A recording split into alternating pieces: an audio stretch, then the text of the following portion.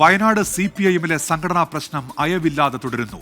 കേണിച്ചിറയിൽ ഔദ്യോഗിക നേതൃത്വം വിളിച്ചു ചേർത്ത യോഗത്തിൽ പങ്കാളിത്തം കുറഞ്ഞത് വലിയ ചർച്ചയായി മാറിയിരിക്കുകയാണ്. കർഷക സംഘം ജില്ലാ പ്രസിഡന്റ് കൂടിയായ AV ജയനെ തരം താഴ്ത്തിയതിലുള്ള രോഷമാണ് ഇന്നത്തെ യോഗത്തിൽ നിഴലിച്ചത്. ഒരു വിഭാഗം നേതാക്കൾ അച്ചടക്ക ലംഘനം നടത്തിയെന്ന് കാണിച്ച് CPIM ജില്ലാ കമ്മിറ്റി വാർത്താക്കുറിപ്പിറക്കി. ഇന്ന് രാവിലെ പൂതാടി ലോക്കൽ കമ്മിറ്റി ഓഫീസിൽ വിളിച്ചത് പാർട്ടി ലോക്കൽ കമ്മിറ്റി അംഗങ്ങളുടെയും ബ്രാഞ്ച് സെക്രട്ടറിമാരുടെയും തെരഞ്ഞെടുപ്പ് ശില്പശാല. പങ്കെടുക്കേണ്ടിയിരുന്നത് 200-ലേറെ പ്രതിനിധികൾ, പങ്കെടുത്തത് 13 പേർ. ഉച്ചയ്ക്ക് ശേഷം 2 ലോക്കൽ കമ്മിറ്റിയിൽ ഉൾപ്പെട്ട പാർട്ടി അംഗങ്ങളുടെ ജനറൽ ബോഡി.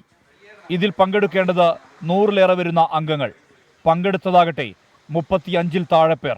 കേണിച്ചിറ ലോക്കൽ കമ്മിറ്റിയിൽ നിന്ന് 3 അംഗങ്ങളും പൂതാടിയിൽ നിന്ന് 1 അംഗവും മാത്രം പങ്കെടുത്തു.